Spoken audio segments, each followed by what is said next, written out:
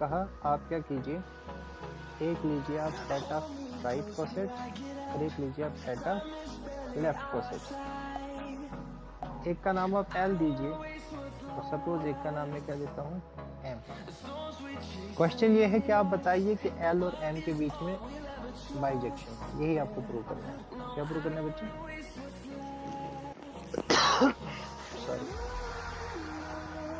आपको प्रूव करना है कि there exist a bijection between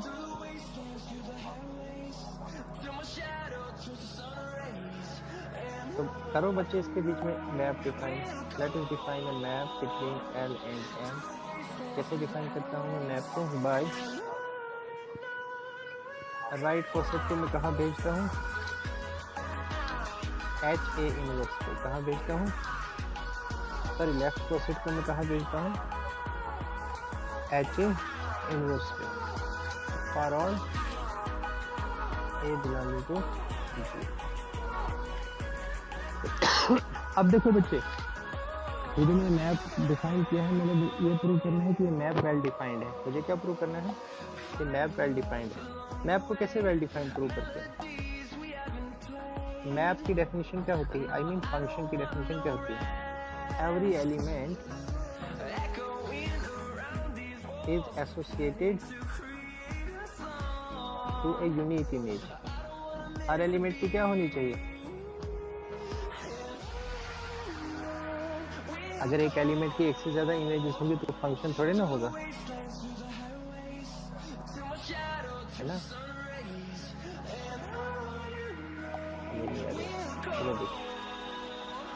suppose this is function. अगर 1 ए पे भी जा रहा है और 1 बी पे भी जा रहा है, क्या ये फंक्शन है? Will it be a function? It will not be a function, क्योंकि एक एलिमेंट एक से ज्यादा पे नहीं जा सकता। इसका मतलब फंक्शन वेल डिफाइंड कब होता है? कि जब एलिमेंट्स अगर इक्वल हो तो इमेज भी क्या होनी चाहिए? अगर एलिमेंट इक्वल है तो इमेज भी क्या होनी चाहिए? इक्वल होनी चाहिए। ये 1-1 का उल्टा है। 1-1 में हम क्या करते हैं कि अगर इमेज इक्वल हो तो एलिमेंट इक्वल होना चाहिए, लेकिन जब हम मैप को वेल डिफाइन प्रूव करते हैं तो हम मान के चलते हैं कि एलिमेंट इक्वल है तो उसकी इमेज भी क्या है? इक्वल। या दूसरे लफ्जों में इसका अर्थ ये होता है कि एक एलिमेंट की एक ही इमेज हो सकती है, एक एलिमेंट की एक से ज्यादा इमेजेस नहीं हो सकती। अगर एलिमेंट आपका सेम है तो इमेजेस भी क्या होनी चाहिए? सेम। ठीक है, गॉट इट? तो चलो प्रूव करते हैं। मुझे प्रूव करना है कि एफ फ्रॉम कहाँ से कहाँ। कैसे मैंने डिफाइन किया इसको? ए एच को मैंने भेज दिया है एच ए इनवर्स पे for all a h belonging to L. मैं अब क्या क्या करूँगा यहाँ पे? मैं सेम इमेज एलिमेंट्स लूँगा। कहाँ पे? एल पे, और दिखा दूंगा कि इमेजेस भी क्या होंगी? सेम। तो आपका मैप क्या हो जाएगा? Well defined. तो ले ले बच्चे, लेट ए एच किसके इक्वल लेता हूँ? बी एच के। ये ए एच बी एच दोनों किसमें बिलोंग करते हैं?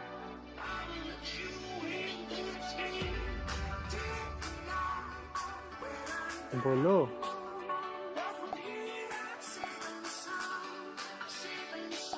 ए एच और बी एच दोनों कहाँ बिलोंग करते हैं नीचे?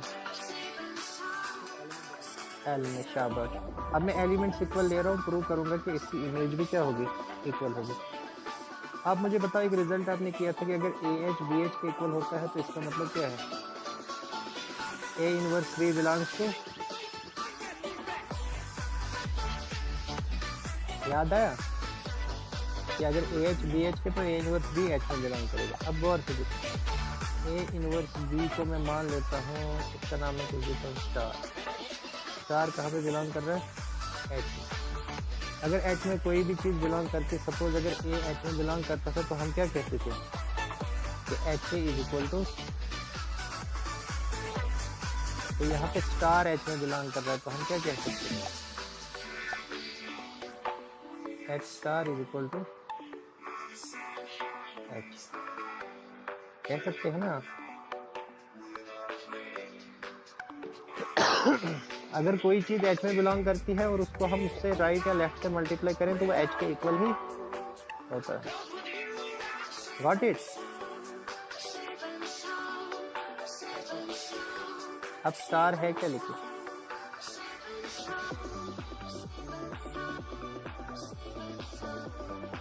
H, that means h A inverse t किसके इक्वल हो गया? एच। अब आप क्या कीजिए, दोनों साइड बी इनवर्स से मल्टीप्लाई कीजिए। किससे?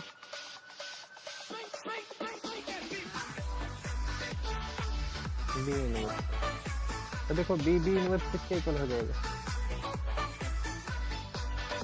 तो ये हो जाएगा एच ए इनवर्स, ई लिखने की जरूरत नहीं है, इज इक्वल टू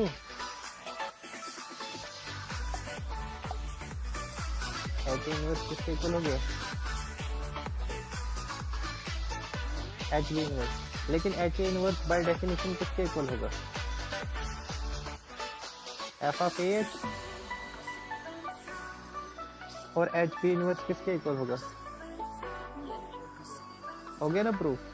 हमने A H is equal to लिया था बी एच और प्रूव कर दिया कि F of A H is equal to F of B H. इसका मतलब map is well defined. Map is well defined. अब मैप वेल डिफाइंड हो गया। अब मुझे प्रूव करना है कि बाइजेक्शन है। तो अब मैं प्रूव करूंगा कि ये 1 1 भी है और ऑन 2 भी है। ठीक है, तो 1 1 के लिए तो आपको रिवर्स स्टेप ही फॉलो करने हैं इसके। किसके? जो अभी हमने किए। A H is equal to b h अगर है a h b h are such that f of A H is equal to F of B h, उसी के रिवर्स स्टेप फॉलो करो। ठीक है, हो जाएगा h A inverse is equal to h B inverse. इसके बाद आप क्या करो बच्चे? H A inverse e is equal to h B inverse. तो ये हो जाएगा एच ए इनवर्स ई की जगह क्या लिख सकते हो? B b inverse is equal to h B inverse. अब आप क्या करो, दोनों साइड बी से इसको क्या करो? मल्टीप्लाई। तो ये क्या मल्टीप्लाई? तो ये हो जाएगा आपका h A inverse is equal to H A inverse b is equal to H A inverse b is equal to h. और इसका मतलब होगा a inverse b belongs to h. और इसका मतलब होगा a H is equal to, हो गया ना प्रूफ? हम लेके चले थे एफ ऑफ एच, वो उसी को हमने रिवर्स किया और कुछ नहीं किया। तो एफ 1 1 हो गया। अब मुझे प्रूव करना है कि एफ ऑन 2 है। ऑन 2 के लिए हम क्या करते हैं? मैप हमारा कहाँ से कहाँ है? L two L. हम एक एलिमेंट एम में लेंगे और उसके कॉरेस्पॉन्डिंग एक एलिमेंट एल में प्रोड्यूस करवाएंगे such that f of that element is equal to the element that we have chosen in M। ले लो M में एक एलिमेंट, क्या लेंगे? L में किस तरह के एलिमेंट है? राइट कोसेट है ना, तो H A ले लो एक M में। Let me take any arbitrary right coset in M। Therefore A किस में बिलोंग करता है? V में। तो A इनवर्स भी किस में बिलोंग करेगा? इसका मतलब अगर A इनवर्स C में बिलोंग करता है तो मुझे बोलिए बच्चे, आप मुझे बोलिए A इनवर्स H किस में बिलोंग करेगा? जल्दी से। L में। क्योंकि बच्चे लेफ्ट कोसेट है ना, तो लेफ्ट कोसेट हाँ राइट वाला L है। तो A इनवर्स H अगर L में चला गया, इसका मतलब क्या होगा? आप करो जरा, F of A inverse H किसके इक्वल होगा? क्या डेफिनेशन है? H A इनवर्स H मतलब A क्या है यहाँ पे? A इनवर्स का इनवर्स, ये किसके इक्वल हो गया? H A। तो देखो मैंने H A कहाँ पे लिया था? M में। उसके कॉरेस्पॉन्डिंग मुझे A इनवर्स H कहाँ मिल गया? L में। such that f of A inverse H is equal to H A। मतलब for all y in M there exists x in L such that f of x is equal to 1। तो क्या हो गया ये function?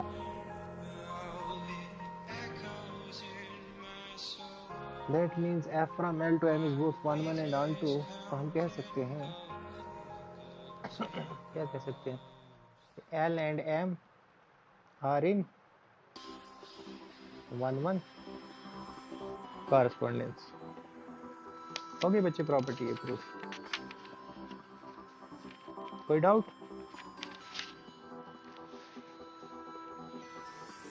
चलो next करते हैं, last property, 7th property.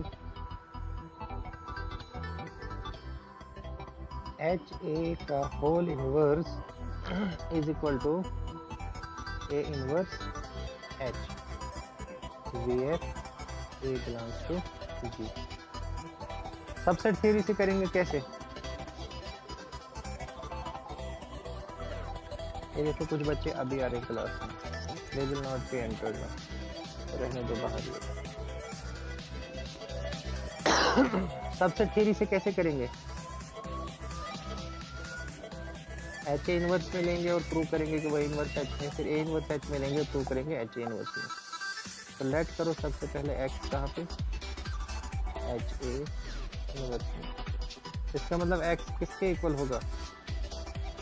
Y inverse के। किसके इक्वल? और वाई कहाँ पे बिलोंग करेगा?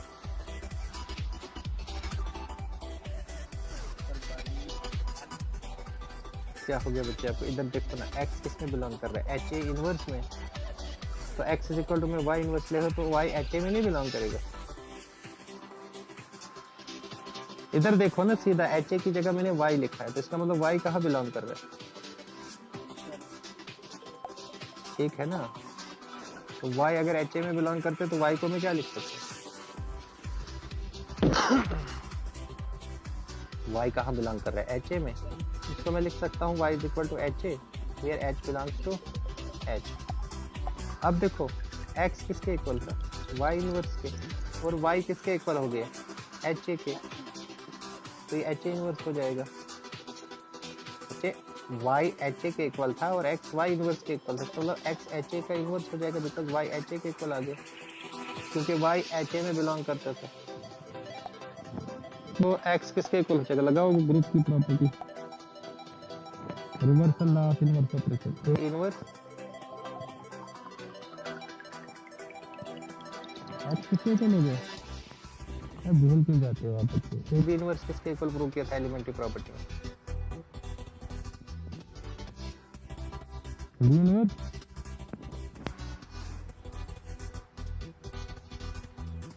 क्यों गूंगे क्यों हो गए? मैं आपको कुछ बोल रहा हूँ। ए बी इनवर्स किसके इक्वल होता है?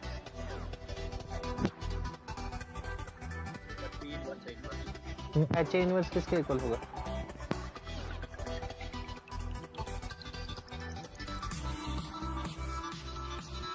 ए इनवर्स एच इनवर्स उल्टा नहीं होगा?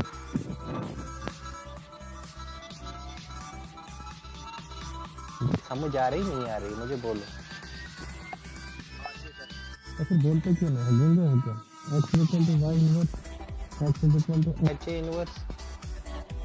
अब ये a का काम कर रहा है b का, तो b इनवर्स a इनवर्स होता, बट b की जगह a है, तो इसलिए a इनवर्स a की जगह h, इसलिए h इनवर्स। तो x किसके इक्वल हो गया?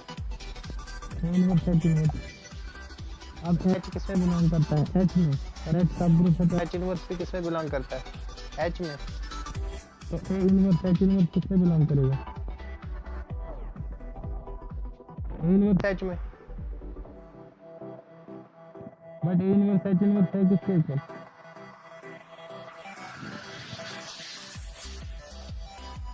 अरे समझ आ रही है?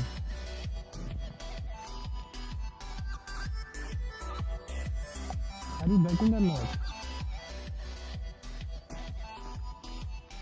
विशाल शर्मा।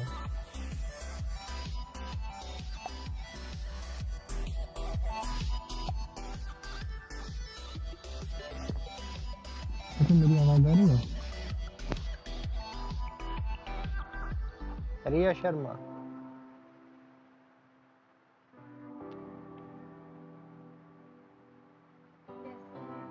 बच्चे आप बोलते क्यों नहीं हो? गूंगे हो गए हो क्या?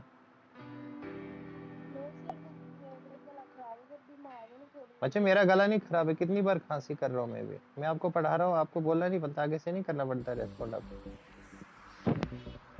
मैं कह रहा हूँ x is equal to A inverse h inverse किसमें बिलोंग कर रहा है?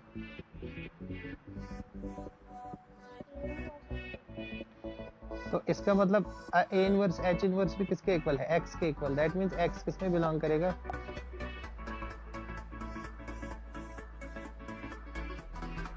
लेकिन हमने एक्स लिया कहाँ था, एच ए होल इनवर्स में। इसका मतलब एच ए का होल इनवर्स किस में कंटेन होगा, क्या बात।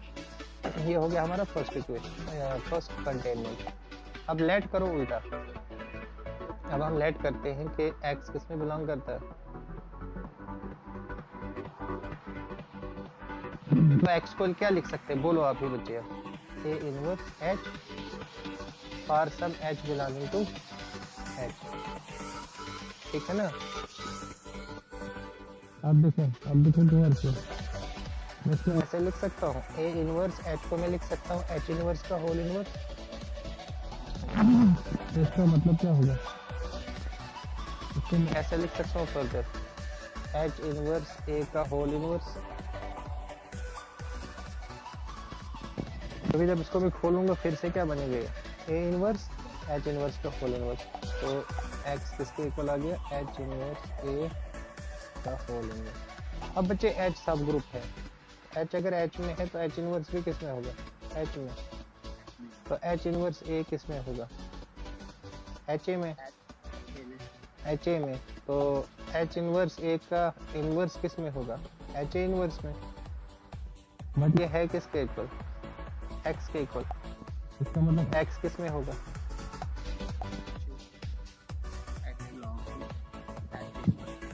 इसका मतलब क्या हुआ, हमने X लिया कहाँ था, A इनवर्स H में, और दिखा दिया X तो कहाँ पे, HA का whole inverse.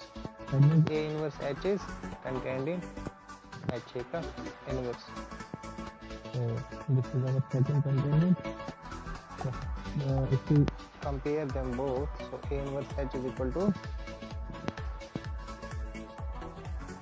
this completes and this completes your property। fine। अब मुझे एक चीज आपको इम्पोर्टेंट बताना है, जितनी हमने मेहनत की है उसका फल हम थोड़ा सा करेंगे। इस मेहनत का फल, मेहनत हमने जो की है बच्चे, देखो मेहनत का हम फल क्या करेंगे। मैंने आपको कहा था कि कोई भी दो राइट कोसेट्स, कोई भी दो राइट कोसेट्स के बीच में हमेशा मिलता है 1 पढ़ा था ना मैं कल के लेक्चर में, डियर एग्जिस्ट 1 1 ऑन 2 में। और याद रखना बच्चे, जब भी दो सेट्स के बीच में बाइजेक्शन होती है तो नंबर ऑफ एलिमेंट्स दोनों सेट्स में सेम होते हैं। समझ आई मेरी बात, ये तो ऑब्वियस सी बात है ना। देखो अगर आपके पास दो सेट है 1 2 3 ABC, ये 1 1 ऑन 2 तभी हो सकते हैं जब डिफरेंट एलिमेंट्स डिफरेंट पे जाए और कोई छोटे हो। वो तभी हो सकता है जब इसमें और इसमें क्या है, बराबर एलिमेंट्स।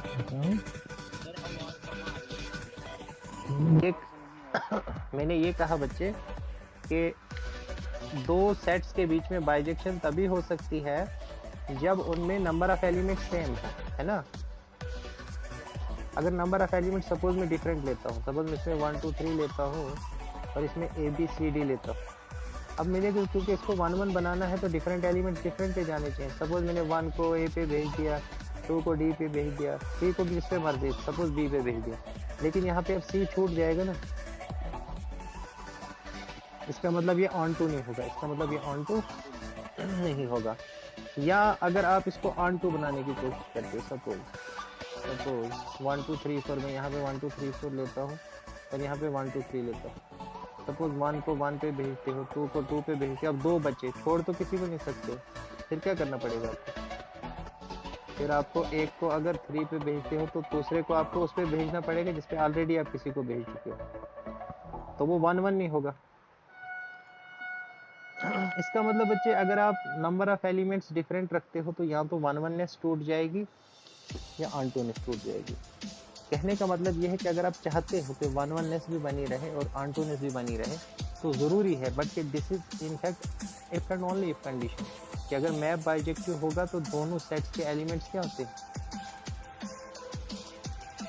इसमें किसी किस्म की शंका नहीं होनी चाहिए आपको, क्योंकि आगे हम इसी चीज़ पे यूज़ करके लैग्रेंजेस थ्योरम को प्रूव करेंगे, जो कि माइलस्टोन समझा जाता है आपकी ग्रुप थ्योरी में। इसमें हम देखेंगे कि ऑर्डर ऑफ सब group divide order of group. इसमें हम क्या पढ़ेंगे कि जो सब ग्रुप का ऑर्डर है वो हमेशा किसको डिवाइड करता है, ऑर्डर ऑफ ग्रुप को।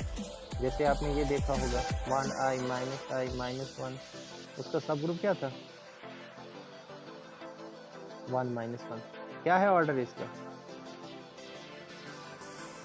और इसका ऑर्डर क्या है